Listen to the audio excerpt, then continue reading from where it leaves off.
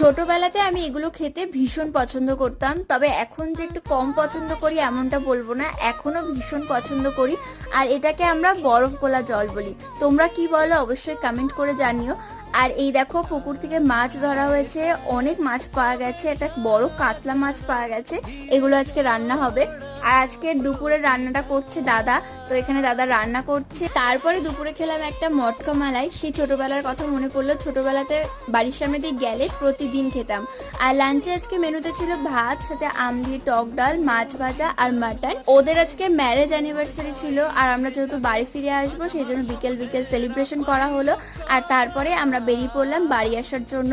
ক্যানিং থেকে ট্রেনে উঠেছি, ট্রেনটা অনেকটাই ফাঁকা, মানে ক্যানিং থেকে ট্রেন এত ফাঁকা পাবে আমরা ভাবতেই পারিনি। তো ফাঁকা ফাঁকাই আসতে পেরেছি। আর এই দেখো শিয়ালদা থেকে বনগাঁ লোকালের ট্রেনে উঠে গেছি। এখন প্রায় 2 ঘন্টার জার্নি। চলো বাড়ি যাই আর ভিডিওটা এখানেই শেষ।